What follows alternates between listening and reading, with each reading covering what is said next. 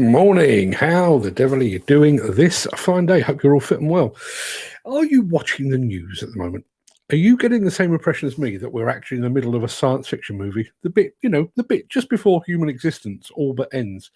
There's war in Ukraine and Myanmar. There's riots on the streets of Paris. South Korea is being washed away, and most of southern Europe and large swathes of America are on fire. Tell you people, we're just a handful of zombies or a robot uprising away from the end of days. So to take your mind off of all of that, let me roll the intro, post the question of the day, and get this show on the road. On the road.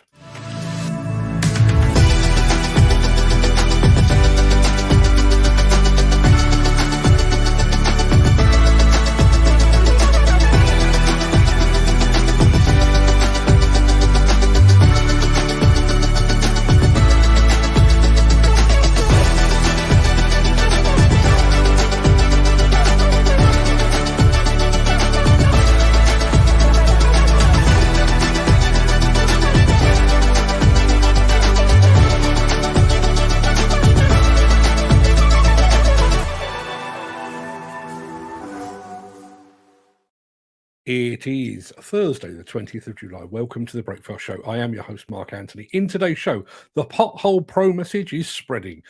When a tyre change is more than a minor inconvenience, and we go inside Europe's biggest copper mine. For some reason on my screen it says copper mine. There's no such thing. Plus, you will not believe what this Kobelco excavator can do. And we'll get to all of that in just a second. But first, let's peer back through the mists of time to see what was happening on this very day in history.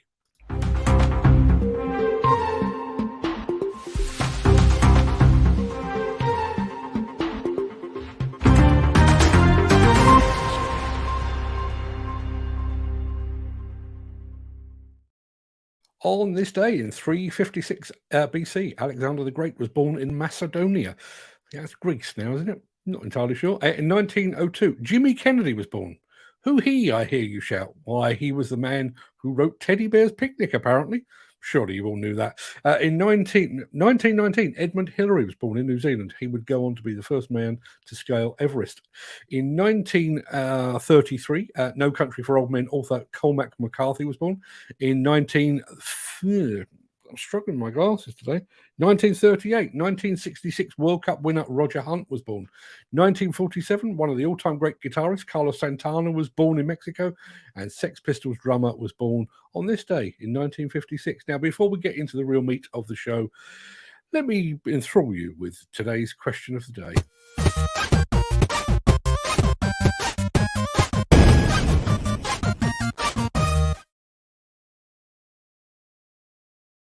Yes, yesterday we spoke about all the construction equipment companies of old that we have loved and lost.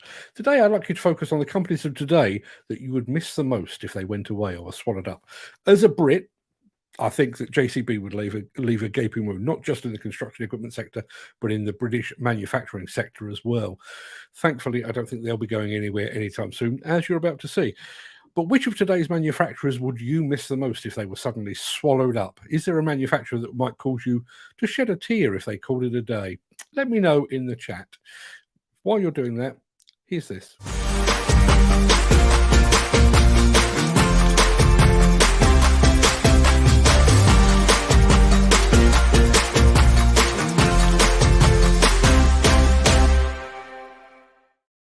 Just going to say a couple of very quick good mornings because Lou Khan has just joined us. Morning, Lou. Steve Williamson has just joined us as well. And Chris Ford is saying something here. According to your stats, I'm on a streak. I can assure you I'm fully clothed and sat in my van. Believe me, no one would like me to streak. Oh, don't say that. I'm sure you're a fine figure of a man, Chris, but thank you very much indeed for the update.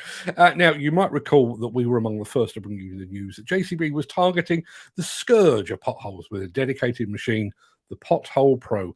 Well, that machine is now gaining traction, as you're about to hear. Good morning, I'm Councillor Mark DeVille at Staffordshire County Council.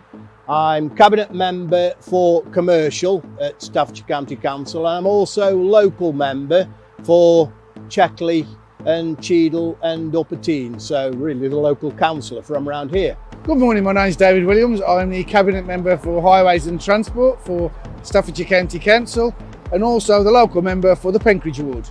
The bulk of my inbox, my emails are about potholes. My constituents on a daily basis regularly report potholes, and it is a huge thing for everybody within the country.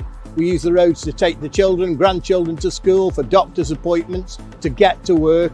So everyone uses our highways. It's really important. We report these potholes, but then we go and fix them as quickly as possible. We have small potholes, but we also have large areas. This machine will enable us to do that more quickly and efficiently than we have been able to before. We're constantly looking at doing things better, being more efficient, and hence getting better value for our Staffordshire taxpayers. So it's essential that we always look at new innovation, at new ways and better ways of doing things. We're hoping that this Pothole Pro will be able to do just that. Get in there, help us to fix them quickly and be able to make it more efficient.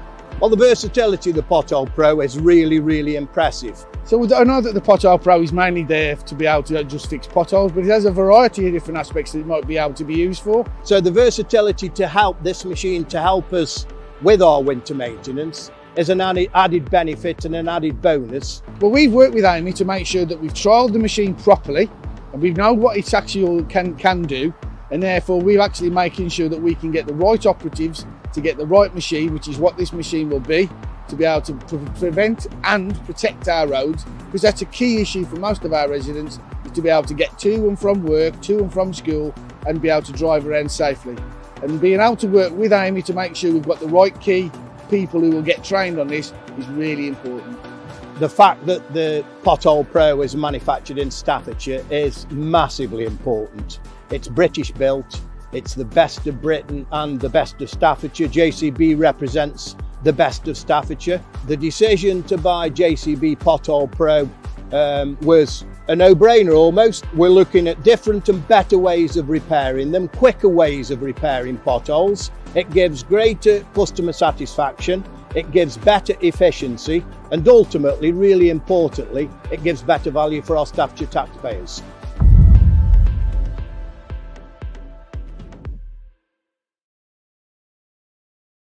Well said, sir. I say, William Forrest. Good morning, William. Says I haven't seen the Pothole Pro in person yet. It looks like a good setup. I've seen it in person. It is a good setup.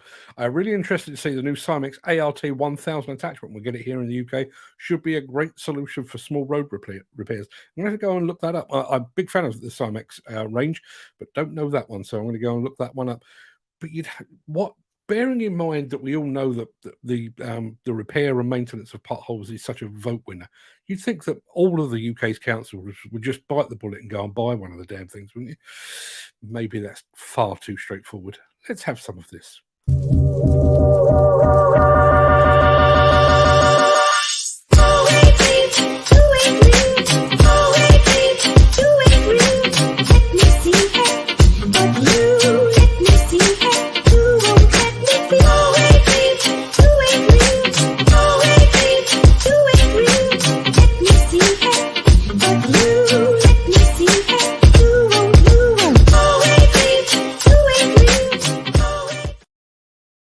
So you get a puncture on your car.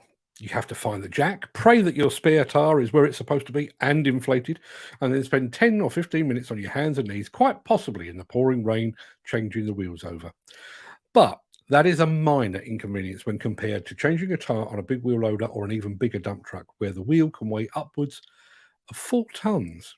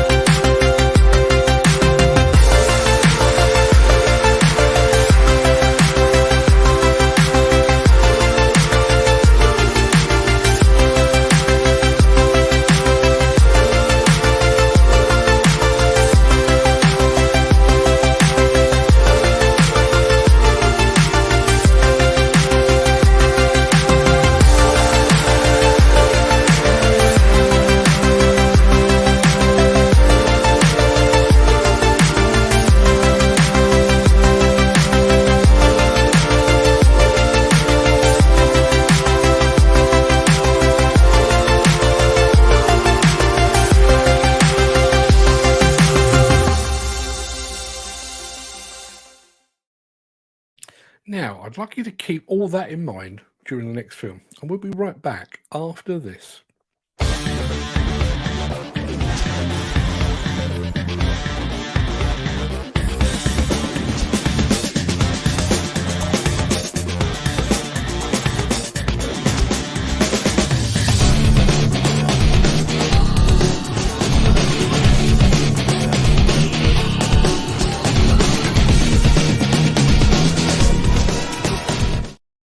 You've just seen the challenges involved in keeping big trucks on the move. Well, now you're about to see precisely why that's important.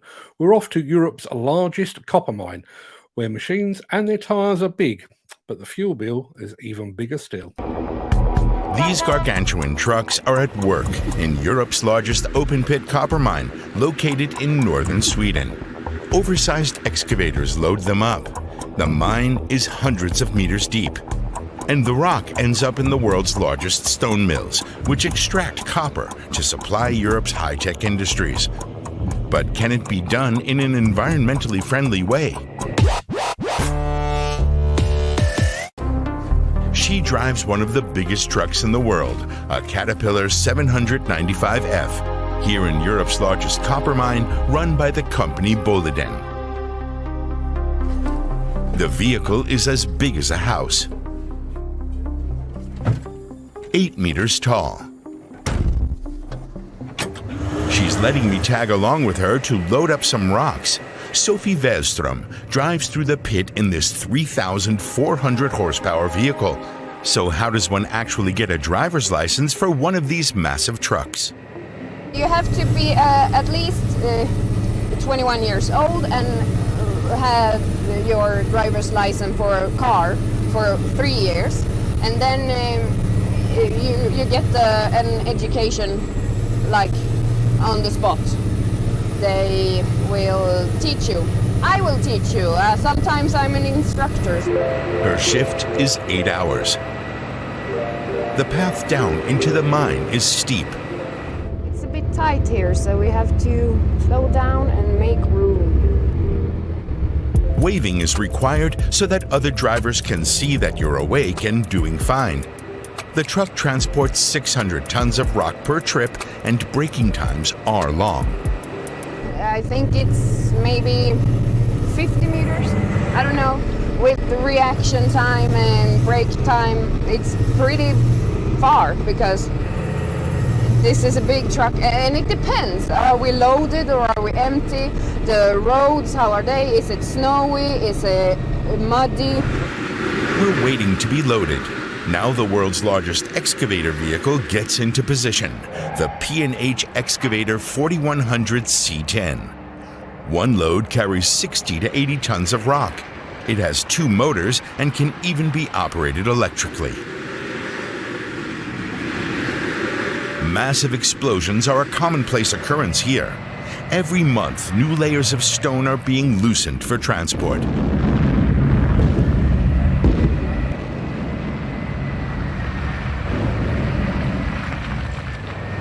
Curvy routes that used to be there no longer exist, and that even gets on Sophie's nerves sometimes.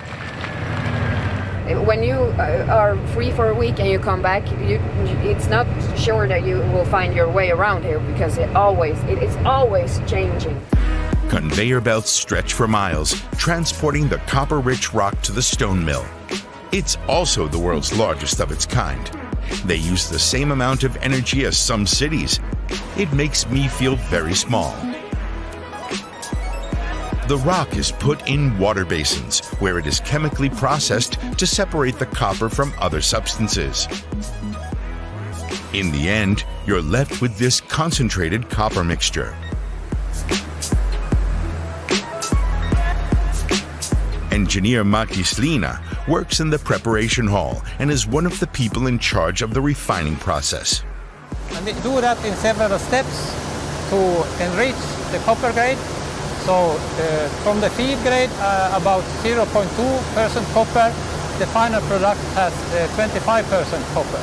At another factory, copper is separated from the mixture and melted down. Apart from small amounts of silver and gold, more than 99% of the production consists of copper. The factories consume massive amounts of energy, but the electricity they're using comes from 100% renewable sources, such as from this nearby hydroelectric plant.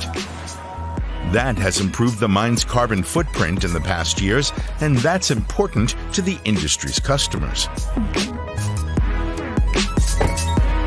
The demand, I would say, a copper product that has low carbon footprint and also good quality. We are fortunate to have mainly only hydropower electricity here. Sophie and her colleagues drive in 3 shifts, day and night, all year round. Over half of the 60 drivers here are women. This is usually something that people think is a man's job or something, but women can do it too, so why wouldn't we? It's like, I don't know, I think it's attractive because it's fun. Now it's time to fill up the fuel tank with over 7,000 liters of diesel. It's as much as the heating oil needed by one house over a year. The truck can go for 32 hours per tank load. That's also set to change. Less diesel and more renewables. Her truck is an electric hybrid with 1 diesel engine and 1 electric motor.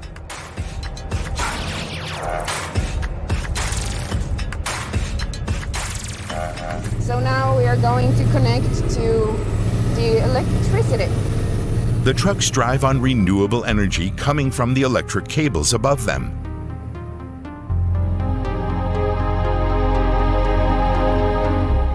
By 2030, all the trucks in service will be electric. Then the company will market it as green copper, virtually CO2-free and powered by 100% renewables.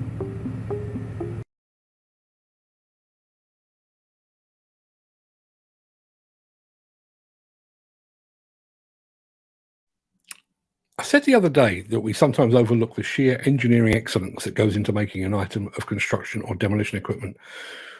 I think we also overlook just what it takes to extract the minerals and the metals upon which we are so reliant. That really was one huge hole in the ground. You guys are a lot closer to the workface or the coalface than I am. 7,000 litres. What's the cost of 7,000 litres per fill? I'd love to get your take on that. Now, while you're doing the maths on that, let me roll one of these. Since the finance bill came into effect in April, the construction industry has seen a surge of fuel thefts. The rising cost of living has placed an additional risk of theft by employees and contractors, as well as opportunistic thieves. By using diesel dye and placing warnings of its use, you are sending a clear message that this is your fuel.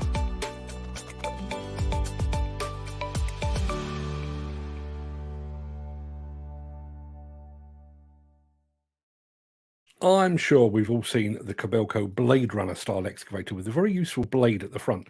Turns the machine into an excavator dozer hybrid. Based on that, there's clearly an opportunity to add something other than a blade, something that can carry out a very specific job and that utilizes that apparently spare hydraulic line. Something like this.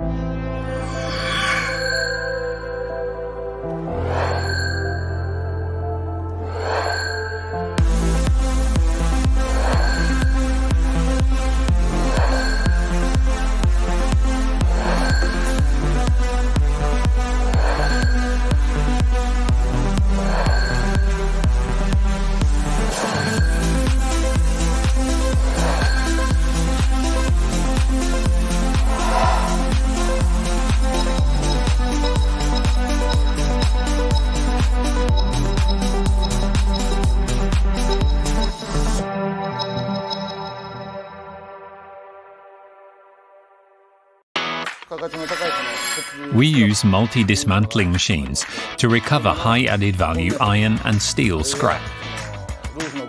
This comes from sections of cars with little non-ferrous material, such as hoods and roofs. Multi-dismantling work involves a great deal of work done using both feet, both hands, and all fingers at the same time.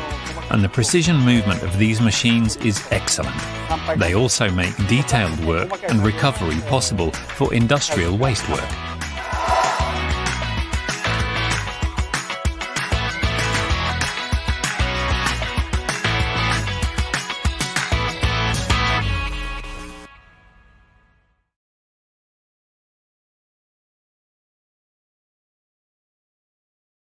Now, obviously, that machine has been developed for dismantling cars and refrigerators, as you've just seen, but I wonder if there's something we could do with something like that in demolition. Demolition also has to separate and segregate materials.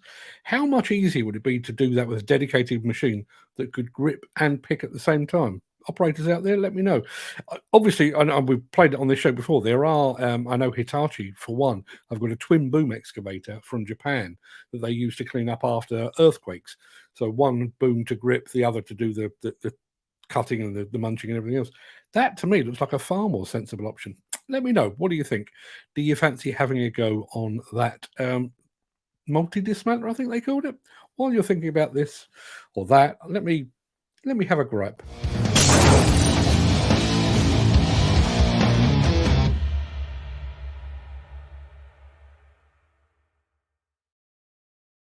So why have we never settled upon a universal system for ordering food and drinks in pubs, restaurants and cafes? I mean, I thought we had, but apparently not. So my local cafe does a mean bacon roll. In fact, I'll maybe go for one in just a few hours. About once a week, often after a particularly grueling episode of The Breakfast Show, I wander down there, walk up to the counter, order my food and a cup of tea. I sit down, my food and drink is delivered to me. In my local Chinese restaurant, I sit down, read the menu, order the food, and it's delivered by a waiter or a waitress. In my favourite pub, the Anchor at Wisley, just saying, you order your drinks at the bar and then find a table and a table number. You then go to a separate bar and order your food, which is also then delivered to your table. But now you've proven yourself worthy, and now you have a table and a table number, you can now order drinks from the table without having to visit the bar again. However, if you should desire a dessert, you still have to visit the second bar to place your order there. And then just to confuse matters still further, when I was at the Samoto show a few months back, they had their own system entirely. There was a shop selling cold drinks and some very nice Italian sandwiches. All those sandwiches were exactly the same price. So there, you went to the till, told them your order, and you paid. You then took the receipt from that transaction to another counter where the sandwiches and drinks were stored, placed your order, and were given your sarnies. Do we really need that many systems just to get your hands on a sandwich? I just want to give people money and then give me food. It really shouldn't be that hard. Anyway, that's my gripe of the day. I'd love to hear yours. What is it that grinds your gears, gets your goat, and generally butters your parsnips? The daily gripe therapy session will return. Now, that pretty much wraps up the main part of this morning's show, but there's lots to talk about in the chat. So I'm going to roll the outro in just a second before leaping gazelle-like over into the chat to see what you're all saying today. If you can't stick around for that, please stay safe. Look after yourself, your family, your friends, and your colleagues. But if you do have the time and the inclination, please stick around. The Craic will begin right after this final word from our key show sponsor.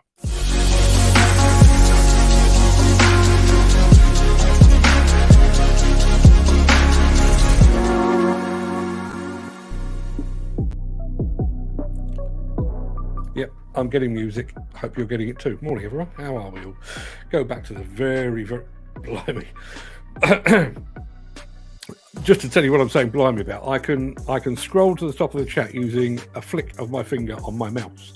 And normally one flick takes me to the top. Today, it requires 3. I don't know whether that means I've been busy in the chat or you've been busy, but I'm going to go back and find out. Dan Cullens, first off, this morning. Good morning, Dan.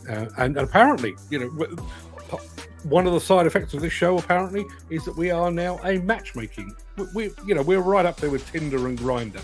Apparently, I know nothing of either of those, but apparently we're right up there because Dan Cullen met up with Jim Turner, both of whom have come together as a result of this very show. Chances are their paths may never have crossed were it not for the Breakfast Show. It's a public service that we offer. Andy Darvell is with us again. Morning, Andy. I'm going to have to give you your own button on my stream deck so that I can say morning automatically to you. But thank you very much indeed for joining us. Are you still loading trucks? Let us know. There is Gary Muirhead, reliable as ever. Good morning, Mark. Good morning, gang, says Gary. Thank you very much indeed for being here as always. How the bejesus are we all doing? You know, I wish I could get away with saying that, because that would be a fantastic way to start the show. But yes, as somebody else has asked, how the bejesus are we all doing this morning? Ken Hatcher is here as well. Morning, Ken. Thank you very much indeed for being here and for pitching up. Nigel Williams is up in the centre of Birmingham today. You do get around, Nigel, don't you? How are you settling in the new house? Is it all going fine and dandy? I'd like to think it is. Chris Ford is here and says greetings on this fine day, and greetings to you, Chris. Yes, it does look like quite a nice day actually. I've got some tidying up in the garden to do a bit later on. We were overrun with brambles, and I spent a lot of time on the phone yesterday, so I was walking around with the phone in one hand and a pair of secateurs in the other. So my garden is now covered in blackberry decapitations that I've now got to go and pick up and dump at the end of the garden. Peter McKenna is here as well. Good morning to you, Sick Note. I hope you're fitting well, my friend. Let's have a look. Mick Norton is in the house as well. Good morning, Mick. Just to let you know, and I'm aiming this at Mick, but I'm going to let you all know, I've already written my column for Monday. I was feeling inspired first thing this morning. So my column for Monday is already written, but it won't come out until Monday. And it is about the lack of joined up thinking that we apparently have here in the UK construction industry, or more specifically in the UK nation. So regardless of your personal feelings, we voted for Brexit, and as a result of doing so, we sent an awful lot of our migrant workers, upon which the UK demolition industry and construction industry rely. We sent them packing. They all went off home and, never to return. Now we have a skill shortage, and that's a skill shortage on top of the skill shortage that we've had for decades. We're now relaxing the rules, the visa rules, to get them back into the UK. And at the same time we're doing that, we are removing grandfather rights under the CSCS scheme, and we're also apparently discouraging young people from pursuing vocational careers, because when you go to a careers evening and say, I'd like to drive a digger, you are apparently presented with the answer, you're better off going to university for 3 years, become a YouTuber or something really important like that. Anybody else sensing a bit of a lack of joined up thinking? I think I am. Hope everyone's having a good morning. Well, I most certainly am, Peter, because I'm sat here, I've got a cup of tea on the go, and all is right with all. Jim Turner's in the house as well. Jim, thank you very much indeed for being here. Craig Williams. Craig, I finally caught up with your video we're on the D5K with Courtney King. Nice looking machine. I was a little surprised, I have to say, on his comments about the service that he's received from Finning. But good for him. Good for him. Dan Cullen says, first things first, it was awesome to meet long-time pal Jim Turner and his partner yesterday evening, completely made up now, and great chats too. See, you guys should have recorded whatever it was you were chatting about, unless it was that Mark Anthony. He's a bit of a twat, isn't he? I wouldn't blame you. You wouldn't be the first, but yeah, it'd be lovely to know what you're talking about. Mark Whiting's here as well. Mark and Graham, our friend Footy Williams, is here as well. Morning, Graham. Hope you're all well now and settled again. At least I hope you are. There we are. Andy Dalvell has got, well, the sun shines upon the righteous, Andy, and as we all know, you are among the righteous. Hope it lasts for you, my friend. Chris Ford, according to your stats, I'm on a streak. I can assure you I'm fully clothed and sat in my van. Believe me, I would like. No one would like me to streak. Where are you seeing these stats? I'd be interested to know. But I wish I'm working at the moment. I'm working on my next vlog, and it's talking about this show really, and about the fact that it's it's gained traction and gained momentum as it's gone along. And I would dearly love. I mean, the Google YouTube analytics and Facebook analytics are very, very good, but I would love to know who has watched most of these shows. My personal belief is it's a toss-up between Gary Muirhead and Ken Hatcher, and I think it will be a very close run thing, but I can't, there is no stat for that, but we'll just say you both did. Great to meet you two. Get down the timber is much appreciated. Still owe you plenty more Guinness. There is a barter scheme apparently in place up in the Nottinghamshire area. You can get timber in return for Guinness. Who knew? Steve Williams is here as well. Good morning, and good morning to Luke Carney. Good morning. Finally got a 10 a.m. slot free. I've missed the show and the chat. Lou, it hasn't been the same without you. I have to admit there were times where I thought that you'd been tuning in just to make sure we were saying nice things about plant works, and having done your job on that, you've gone back into a hidey hole. So glad to have you back. Not been the same without you. Now, our question of the day. What was our question of the day? Our question of the day was, which of today's manufacturers would you miss the most were they to call it a day, be swallowed up, go out of business, whatever it might be? Mick Norton was the first with his answer, and he says Caterpillar. Can you imagine what a glaring hole in the industry Caterpillar would leave? Obviously the biggest manufacturer in the construction equipment world, but also probably the most diverse. I know XCMG venture over into things like cranes and access, which obviously Caterpillar don't do, but I would guess that Caterpillar has probably got the biggest, broadest product line. Can you imagine this industry without Caterpillar? It would make no sense whatsoever. A miss from yesterday, names that we loved and lost. Hannix. Now Hannix was a different name for something else as well, wasn't it? And I'm trying to remember what it was, because it wasn't originally called Hannix. It was called something else. Brains addled. William Forrest from Mouse Valley Plant. Morning, William, all the way up in Body, Scotland. Thank you for joining us. Nigel Williams, who would you miss the most? Komatsu. Yeah, imagine. Well, I've already said it. The same, everything I just said about Caterpillar, I would say equally for Komatsu. A construction equipment world without Komatsu. It feels odd enough when you go to an exhibition and one of those is missing. It just doesn't bear thinking about. Al Grissom is here as well. Good morning, Mark. Good morning, gang. Just for those of you, I'm just on the subject of all things video-wise. If you're not following Craig Williams over on LinkedIn, you should, because he does some very good videos. It's got a really nice, relaxed way of... Obviously, he knows plant because that's the business he's in. But he does an interview with somebody like Courtney King. And it's two digger people having a chat. Works brilliantly. So go and give him a follow. Make sure you follow William Forrest over at Mouse Valley Plant as well. Follow Steve Williamson while you're about it. And we may as well complete the set. Nigel Williams. Go check out his podcast, From the Seat to the Cab. There's some great content out there, people. Not just me babbling on every morning. William Forrest says, haven't seen the Pothole Pro in person yet. And he's looking forward to seeing the Cymex ART 1000. And in just a second or two, he does actually send me a link for it. I want to go and check that one out. As I say, we've worked with Cymex a couple of times now at both, let me think, Bauma and ConExpo. And also caught up with them while we were over at Samota as well. Really impressive company. I'm going to state the bleeding obvious here. It's an Italian company that makes good attachments. Don't all Italians make good attachments? Seems to be the way. Question of the day, and the most predictable answer of the day. It would be a very sad day if my beloved steel wrist was to be taken over or was to stop trading. Wouldn't that leave a hole as well? Big hole in your heart, I would say. What was the question? Well, the question, I think you did catch up in the end, Steve. The question was, which of today's manufacturers would you miss the most were they to suddenly disappear for one reason or another? Now let's have a look. Dan Cullen is talking, I think, about the Pothole Pro. It looks a great piece of kit.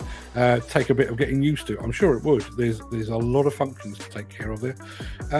Jim Turner says most of the trouble with road mending is the fact that patches aren't saw cut and tar banded after they've been tarmacked. The frost gets in the joint and blows the repair. I was thinking about, not that specifically, but I know somebody goes on to say about the fact that councils are far too stingy with their their taxpayers' money or the council taxpayers' money, and I agree with that.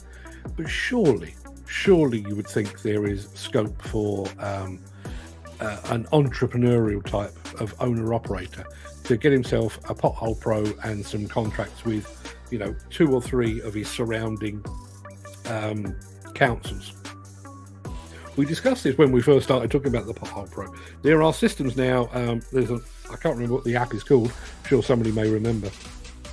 But you can actually use your smartphone to go and take a photograph of a troublesome pothole, and you can log it online, and that basically gives the GPS coordinates to the council and alerts to them, and I guess if they get enough complaints about that pothole, they ultimately fix it. But imagine that being fed to a private contractor who can go on to, in this instance, let's say Stoke County Council. No, let's not use Stoke because they've already got a Pothole Pro. Let's say my local Surrey County Council, and say we've identified, or we've had identified to us, a pothole in Guildford on the the junction of the A3 and the Guildford Road. It will cost you 500 quid for us to fix it. Go out, do it, send the bill in. Why is it so difficult? And there is that link to the Simex machine. I'm going to go and take a look at that in just a second. Great product, JCB Pothole Pro, especially with a steel wrist tape rotor attached. Yeah, wouldn't be quite the same without it, would it? And I have to say, I've already said it, which manufacturer would I miss the most if they were to suddenly disappear? JCB would be my choice. But if somebody else says a little bit further on, I think one of the reasons I've missed them is not just because they are British, although that would be a big part of it, but because they do things like the Pothole Pro. They will go. I'm going to mention the book again. It's on Amazon. It's called Renaissance, Why JCB is the Apple of the Digger World. JCB have got very, very adept at taking something, or taking an issue and solving it, or taking an existing product that's okay, but making it better. Like, for example, the Hydro Dig. Personally speaking, and I realise I may be in the minority here, I believe that wheeled excavators, rubber ducks, are about as boring and as dull as construction equipment gets. The JCB Hydro Dig is an object of desire. I don't know why that is. I'm sure styling's got something to do with it. It's also down to the fact that I don't drive machines. I just admire them aesthetically. But Hydro Dig made wheeled excavators sexy. Go figure. You need a good driver on that Pothole Pro. Yeah, you and not just a good driver. There's an awful lot of functions to take care of there, and a good understanding of, as Jim Turner mentioned earlier, the way in which you actually address a road repair like that. Rainy season started early over here, says Paul McHale. Paul, are you still in, was it Singapore? I know you're way over there, but good morning to you, Paul. Thank you very much indeed for joining us. Counts as a 2 tyre. Every time they walk, they squeak, hence why there are not more of these machines in the country. As I say, I just wonder if there is scope for even one of the major plant hires.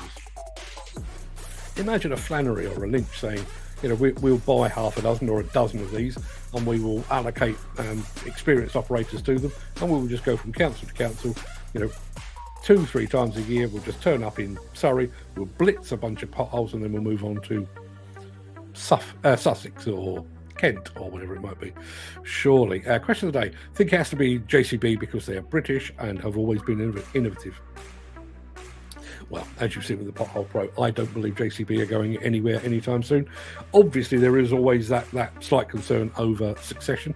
I have to say, and I'm sure I've said this before, I think the accomplishments of Lord Bamford, or Sir Anthony Bamford, as he once was, I think they are often overlooked. I think we look back with rose-coloured spectacles about what his dad did, starting the company, Joseph Cyril Bamford. And he did incredible work. But the JCB that Lord Bamford took over and runs to this very day is so much bigger and so much better. Come on and leaps and bounds. Now, obviously, he has a couple of sons. Will they be looking to take over ultimately? Will it always remain in family hands? I'd like to think it will, because it does make it that much more fleet of foot. It's able to respond much more quickly to market demands, and I think that's one of the reasons you're seeing them pioneering things like electric machines and hydrogen machines. They don't have boards of stakeholders and shareholders to worry about. If Lord Bamford wakes up one morning with a bit of a hard-on for hydrogen, by that afternoon the company's working on it. That's how it should be, and I think that's one of the reasons they are as innovative as they have been. Wow, yes, you never realise the work involved on those dump trucks on tyre changes. Why don't they do solid tyres on? Some of them do, I think. I think it's down to wear ratios and whatever it is that you're actually running on. But yes, I have seen solid tyres of that size, and I would imagine they do weigh a fair old bit. The Formula One team of tyre changing of the dump truck world. Yeah, I don't think anyone was running a stopwatch against that. But yeah, some achievement, isn't it? I mean, the very fact that they have a dedicated. Is that a forklift, I guess, or is it called a tyre handler? I honestly don't know. But the fact they've got a dedicated machine that is there purely to manipulate tyres onto dump trucks. I wonder how long those tyres last. And again, I guess that will vary from mine to mine, quarry to quarry.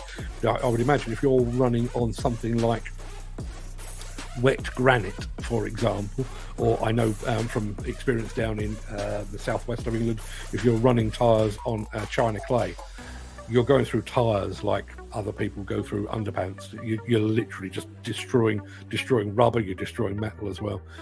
So I wonder how long a tyre actually lasts in that kind of application. Oh my God! Now that's a mine. I don't know if it actually mentioned just how deep it was, but certainly biggest copper mine in Europe.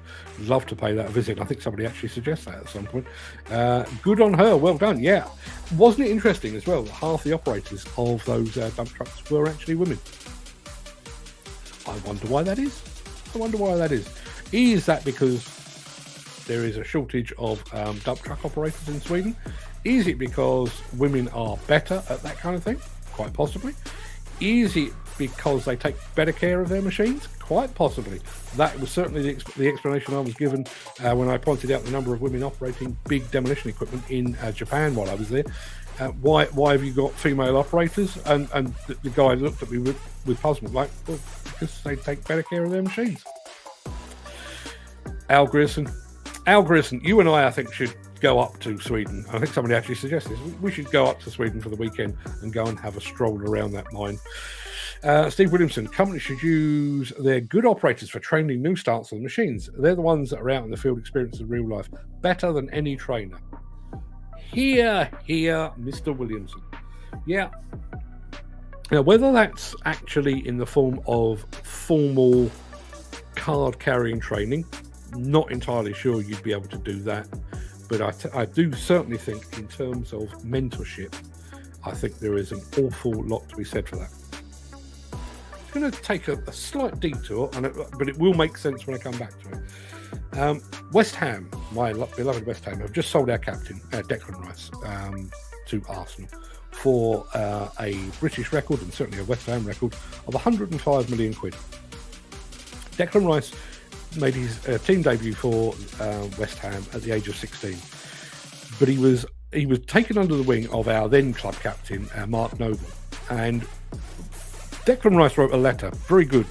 I don't suppose he wrote it for one moment. I'm sure his PR people wrote it, but wrote a very good letter on his departure, saying how much he'd enjoyed his time at West Ham. But he actually singled out Mark Noble, who said, made me a better player, but more importantly, made me a better man. And I think that's one of the things that we overlook in this industry. And going back to Steve Williamson's point, I think you could probably train just about anybody to tick all the right boxes in order to get your CSCS, CPCS card, or whatever it might be. But teaching somebody to be not just a better man or woman, but to be a proper team member, a team player within the industry. I know this is something that Nigel Williams talks about quite a bit on his podcast. There are a lot of particularly big excavator operators out there who they are basically divas. Look at me, aren't I fantastic? I've got this fantastic machine. But what you actually want within the construction industry, or within the demolition industry, mining, quarry, you need a team player. You want somebody If you're in an excavator, you want somebody that's going to advise the dump truck drivers precisely where to park their machines for optimum filling efficiency. You want to be able to advise a dozer operator on how and where and when to keep the haul road maintained and so on. You want a team player, somebody that's going to put their arm around a young operator, as Steve Williamson has suggested there, and show them the ropes, not just how to pull the levers, but how to pull the levers, how to do your daily checks, how to work with other people to get the maximum out of your machine and their machine. And I do think that's something we miss. So well said, Steve. I totally agree with you. It was a long, drawn-out way of saying it, but I agree with every word you just said. Wow, she's also an instructor and a great introduction to you. Waving to others should be like that here. Now, obviously, I mean, in dump trucks are regularly that's dump trucks passing each other. Obviously, we don't necessarily have that within the field of construction and what have you.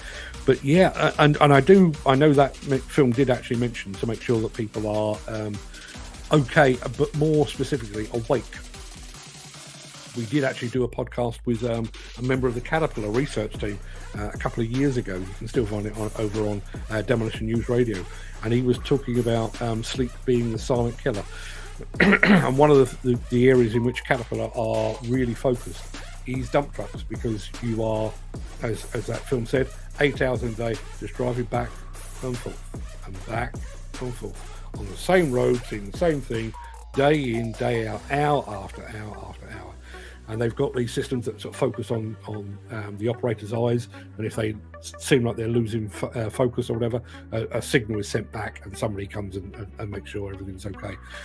But simplifying that, literally every time you drive past your colleague, give them a wave just to prove that you're awake and that you're fully cognizant. I think that's a fantastic idea.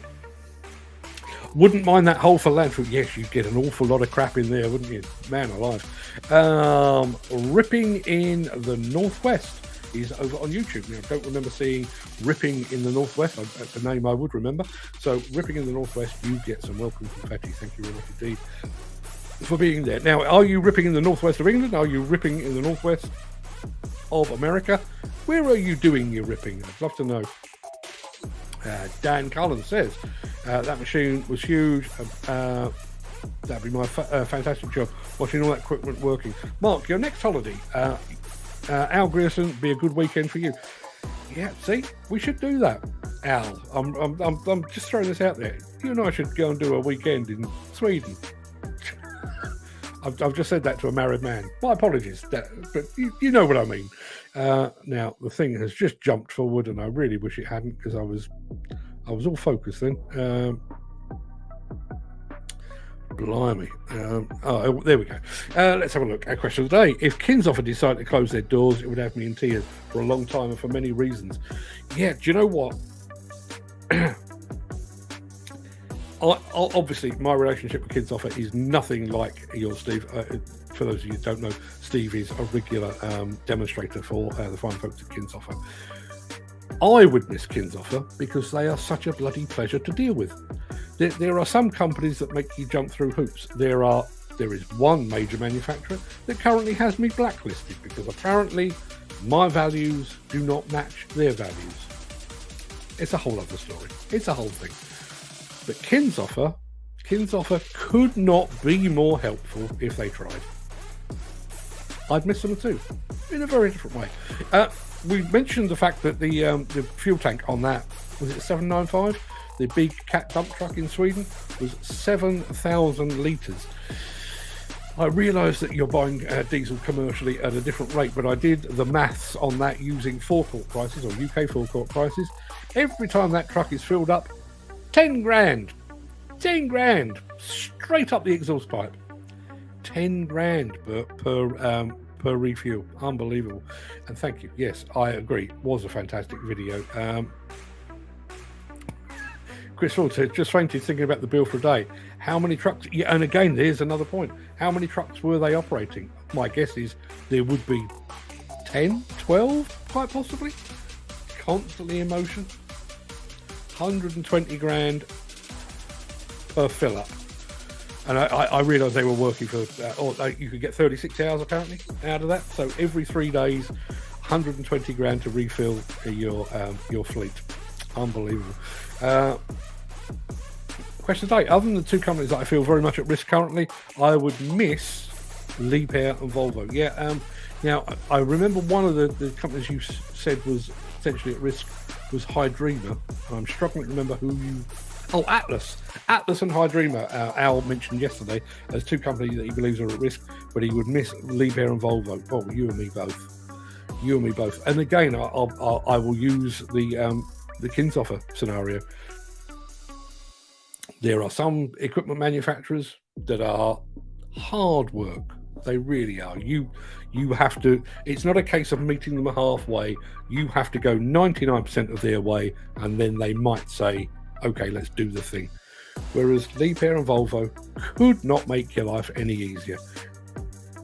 Literally, you can drop a line to them or give them a call. We would like to do this, and it's usually a case of, yeah, sure, when. Makes life so much easier. Yeah, that 7k litres would be expensive fill every time. 10 grand a pop. Steve Williamson, you'd have some fun in that Kobelco. Yeah, can you imagine? As I say, I do wonder if there is some scope for that in the demolition industry, particularly at a time where we are so focused now on segregating and recovering waste. Unfortunately, my guess is we may not have him on the show again. You never know; things might turn around. But I do remember speaking to Terry Quarmby, Dr. Terry Quarmby, about this.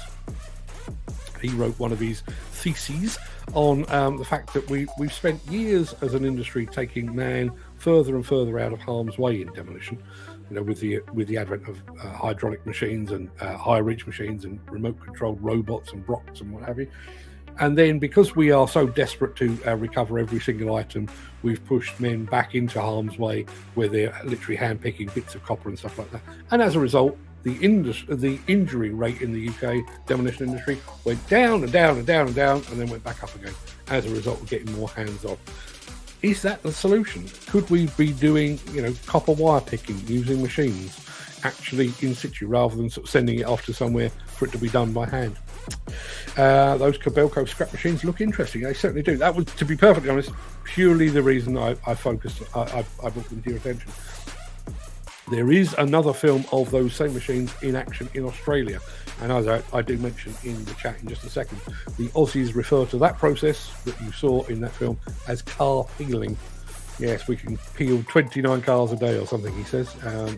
Let's have a look. Steve Williamson says, anyone need any surgery? I can fit you anytime with that. Go with this Kobelco.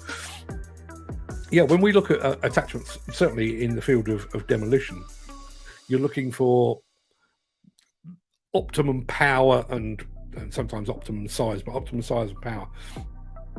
Whereas they were like needle nose pliers. I mean, literally being able to pick up a single piece of wire like that. Great job for scrap companies. It looks great on Kobelco. Seen Hyundai has the same, but no good on site unless the foreman peed you off and you could rip his car to pieces. I wouldn't encourage that.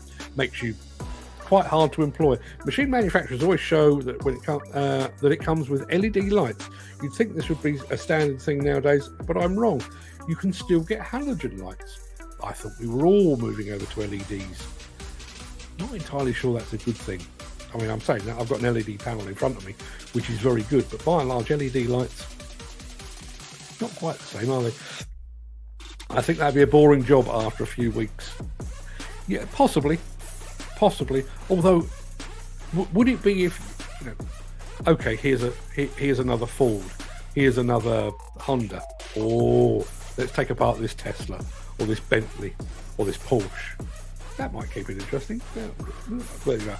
This one did make me wonder, actually. When the tool wears and the jaws don't meet, how annoying will the piece of wire be that you can't pick up? Infuriating. Infuriating, I would imagine. Steve Williamson. If it was cars all the time, it would be a bit repetitive, but chuck a truck or something will be good fun. I agree. I totally agree. Did you catch the live demo of the car demolition machine at ConExpo? I did not. I did not. What I did see was the Kobelco stand had a Kobelco machine taking apart. It was static, but it had cut up a car, and that car just happened to be a Volvo. I'm sure that was purely coincidental, but no, I didn't see that. That was a fantastic video. Good, glad you enjoyed it. The ruination of the traditional pub was when they placed the emphasis on catering and alcohol a sideline. I agree, and I'll go further. I have never, and I repeat, never, ever smoked a cigarette. Not once, not even tried it. But the day that they banned smoking in pubs became less. My mother's aunt owned a pub over in Richmond, I don't know, 5-6 miles up the road from where I'm sat right now. Proper old pub. Among its former customers, Oliver Reed, he was always good for a few quid, and Bobby Moore, the late great Bobby Moore, both customers of what I'm not sure what it's called now, but it used to be called the Ham Brewery Tap, right on Ham Common on the outskirts of Richmond. And I used to, in my formative years, I used to go and spend many a night over at my mum's aunt's pub, basically because I could drink underage, and I could drink after hours as well, which when you're 16, fantastic. But the pub smelled of stale beer and cigarettes, and now it smells of Yorkshire pudding. Pubs are not designed to smell of Yorkshire pudding. It spoiled them. My daily gripe, says Steve Williamson. Right, here we go. My daily gripe is when mixer truck drivers clean your bucket. Sometimes I'd be better pissing on it to clean it. They see the concrete on the bucket, quick spray, and away they go. Are they paying for the bloody water? Then another driver will take his time to clean it properly. All of which, it's weird how these things go in. Going back to the point that you made earlier, Steve, about training and mentorship and that kind of thing, you would think, take the guys to one side and say, you know, it would be helpful to me to do this better, and therefore, what can we do to make your life easier? You know, it's not hard. Conversation. Never had a problem with food, been on the seafood diet for years, and even found out why I'm large. The hole in my head is bigger than the one in my arse. Sadly, it's a condition with which we're all inflicted. Unbelievable. How many people are looking for work at the moment? My groups are going through the roof, and it's nationwide getting involved too. Yes. Listen, and what if, going back to this conversation, just if you've missed it, we are apparently going to relax visa rules to bring more migrant workers in to prop up the construction industry after we basically pissed them off in Brexit and sent them all packing. We now have this issue with the CSCS grandfather rights scheme, which is going away. What if some of those current CSCS card holders who have qualified under grandfather rights decide now is a good time to retire, now is a good time to go and pursue another career or whatever it might be? So we end up with a shortfall, even if it's 500, 1,000, 5,000 people. Do we reach out to schools and colleges and universities and implore them to increase their vocational training to get more young people? Or do we just send out a bulletin to Bulgaria and Romania and the former Eastern Bloc and basically say, please save us. Our construction industry is about to collapse under its own weight. We don't have any workers that are willing to do this work. A bit like the fruit picking industry. Can you send us 5,000 of your finest men and women? It's lunacy. It is absolute lunacy. Mark Jurassic, yes, thank you. Even better than Tinder for meeting like-minded people. I wouldn't know. Honest, I wouldn't know. Steve Williamson, does anyone else feel they're going to have a meltdown at times? I feel like that this week. Anything and everything gets on my nerves. Exhausted, can't go to sleep. I need a break. Yeah, yes, mate, I do. Feel like that quite a lot, actually. Yeah.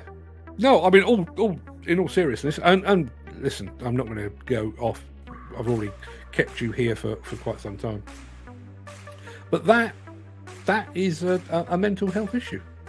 You feel like you're going to have a meltdown. And yeah, I mean, I sit here sometimes because in order to fund some of this stuff, I do sort of paid client work as well. And you end up sort of working against the clock, and you're running behind. And my big problem is I tend to say yes a little too often for my own good, and you end up with a backlog of stuff that needs to be done. And it's literally, I'm sat here some mornings, and rather than arriving just all guns blazing, I'm sat here looking at, I don't know how I'm going to get all this done.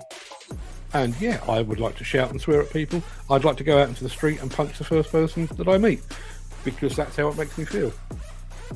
It's my own fault. It's self-inflicted. But yeah, I've got a week's holiday coming up in about 11 days' time, I think it is now. And I've got to be honest with you, my expectation of that is I'm going to land in Sicily, I'm going to get out a paperback book, and I'm probably going to sleep through most of the holiday, because sleep is a problem. It's a big problem for me, I have to say. I have a nasty habit of watching tutorials on YouTube late into the night. So when I go to bed, my brain is still rolling on. I mean, I was listening to a podcast last night about the use of AI to do the sort of things that I'm doing here. And it's inspiring, and it's exciting, and it's really interesting. But as a result, I lay in bed last night thinking, oh, how can I use that?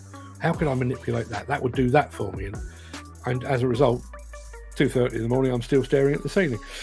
Question of the day has to be Caterpillar. What a long pedigree. Yeah, absolutely. Although, as we saw yesterday, not as long as Case. We talked mostly about farming machines and animals and the Breakfast show. Wow. I'm glad to hear it. I'm glad to hear it. Is any conversation complete without a conversation about the Breakfast show? Question of the day, Komatsu and Liebherr. Yeah, we've missed both of those. Who remembers the German wheel dozer, the Zettelmeier? It wasn't just wheel dozers, they did wheel loaders as well, but I most certainly remember the Zettelmeier. Craig Williams has given somebody the thumbs up. I'm going to claim it as my own. I don't know why he's doing that, but thank you. Not at all. I've been catching up with clients who I neglected during the plant works build-up and meetings. Yeah, I was only ribbing. That's all I was doing. But it is good to have you back in the chat. Have the plans for plant works 2025 already commenced? Do we know where we're going yet? I've got to make bookings. Let us know. Question of the day. I've missed the Doosan Devil on Europe. Great machines, come a long way in recent years. Sure a few people would share that.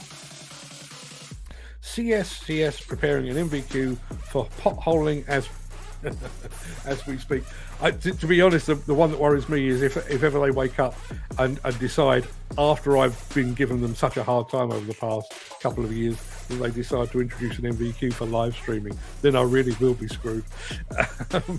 Hydrodig is really not a nice machine to operate. Oh, that's interesting. Nice looking machine, but not the best to operate. Now, who knew? Now, funnily enough, I have driven a Hydrodig a couple of times, and I was fine. But that's the point. That's why I don't recommend machines and talk about them in that way. I'm not an operator. And when I did operate the Hydrodig, I think the first time I was behind the levers was probably for about 10 minutes, and the second time was probably for about 3. I'm not the person to judge. Totally, says Elgerson. Sign me up for that mine. I wonder if they'd let us in. They'd probably let you in now because you're kind of smooth and educated. Me? Not so much. I have had a lot of great responses due to my groups, how I've everyone on entry. So in the category held, trying to break Wales and Scotland into my groups. Wales is hardest, as Liverpool, Manchester area also. Yeah, but Wales is a bit of a law unto itself, isn't it? A lot of bandit country in Wales. And I mean that in the nicest possible way. There's lots of gaps, isn't there? Text still coming in. I've received 190 messages this week. It's a sign of what's coming up. William Forrest, hope you're okay. Steve says William Forrest. Steve Williamson, a lot of young ones that come into machine operation want the best machines and all the gear. Put them on an old machine first, and sometimes machines that are run down, and say, I'm not driving that crap. My God, I didn't start operating nice machines straight away. My first machine didn't even have a heater and a hot water bottle between my legs to keep me warm. Too spoiled. Yeah, I would agree with that. But again, as I say, I've written Monday's column, and one of the things that I am very, very conscious of is that there is like a double standard, and I may even have to go back to revisit what I've written, because I want to emphasize this a lot. As a nation, we are constantly, not as a nation, our incumbent government is building its entire power structure on the moment on keeping out migrants in little boats that it doesn't like. And at the same time, it's now reaching out to foreign countries to say, send us your migrant workers, not those ones in the little boats. No, we want specific ones. So there's a double standard there, but there's also a double standard, I think, and this is more industry related, where on the one hand, we are very quick to describe the younger generation, the young people of today, as lazy and feckless and having a poor work ethic. And yet on the other side, we're saying, young people are the saviors of the industry. Please join our industry. The industry that you just described you as lazy and feckless. And I agree, Steve. And listen, I say this in terms of high-reach excavators all the time in the demolition industry. You wouldn't take the keys to £1 million high-reach machine and throw it at a 16-year-old and expect it to turn out well. So yes, put them on an old machine. Put them on an old machine in a corner of the site where they can't hurt themselves or anyone else. Let them get the feel, and then start to bring them in. And when they prove themselves worthy, put them into the workflow proper and put them in a machine where they can properly do the job. But I think that needs to be a sequence thing, and I think, Steve, you would say this probably more than anyone. Put them in an old donkey of a machine. When they prove themselves worthy, move them up. When they prove themselves even more worthy, move them up. But at the soonest possible opportunity, get them using technology, because the chances are the younger generation will adapt to that technology, GPS and all that kind of thing, far, far more readily than our more experienced operators. Steve, you need to chat, drop us a line, pal. Well said, Dan. Well said indeed. Well, I'll echo that. In actual fact, Steve, I wouldn't mind a chat with you at some point anyway. I know you're doing a lot of work at the moment, and I hope you figured out link trees and all that sort of stuff. But I did actually think about that time you and I did a recorded thing on, we used to do a show, it was audio only at the time, and I think I called it What's My Ride? I think Nigel Williams may have been a guest on that, where we actually interviewed an operator about what machine they're currently on. Maybe time we did one of those with you, Steve, so you can talk us through exactly what is under your backside as we speak and all the tech that you're looking at. It'd be interesting. The Zeta manufacturer is just across the border. Volvo now builds loaders and wheeled excavators there. Yeah, old construction equipment factories never die. They just change hands, don't they? For those of a certain age, the factory up in Burtley, just on the outskirts of Newcastle in the northeast of England, is currently Komatsu, but I remember going up there when it was Caterpillar. It was a Caterpillar factory. Caterpillar abandoned it to go and build stuff elsewhere. I can't actually remember what they built there, but they went elsewhere, and Komatsu went, we'll have some of that, and they've been there ever since, very successfully. Still looking. We need to dig big holes. We need to find another fen farm. Fen farm. Yes indeed. See, maybe. See, now this is how the entrepreneurial mind works. Have a word with Michael Eavis. For those of you who don't know, Michael Eavis owns the farm that hosts the Glastonbury Festival. And if they do a Glastonbury Festival, and then you go in, dig it all over, and restore it, and then he does the next Glastonbury Festival. I think there's, unfortunately, the two almost coincide. It won't work. I've just thought it through. It won't work. Doing Linktree today.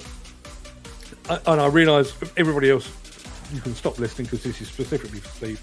There is another way of doing that, by the way. Linktree is fine and it's free, but if you use a system like Canva, that's C-A-N-V-A, like Canvas, but without the S, canva.com, you can actually create a standalone website. You can style it and you'll put your logos and all the nonsense on it, and you can then grab that link. It's free. You can grab that link and you can use that as your Linktree. So you could actually put on there buttons for your TikTok, for your Instagram, for your YouTube, all of the things, your website, where to buy your merch, where to get your stickers, all of that on a Canva website. Won't cost you a dime and it'll be branded. That's another alternative. And if you'd like to know how, give us a bell. I thought diddly squat. That's a thought. I tell you what. I mean, aside from the protests that would obviously come, getting Clarkson on board wouldn't be a bad idea, would it? But the axis is poor, apparently. That's hardly been mentioned in the 2 series of Clarkson's farm. Yes, I think the locals and the yokels would be up in arms. So yeah, maybe that doesn't quite fly. People, that's been a ridiculously long show, hour and 17 minutes and still going. Go and have a day. Go and enjoy yourselves, because I've mentioned bacon rolls and now I can't think of anything else. So I'm going to take a wander down to my local cafe and try and figure out how you go about ordering a bacon roll and a cup of tea. I'll be back tomorrow for the final show of the week because it's Friday. Friday, in fact. Quarry?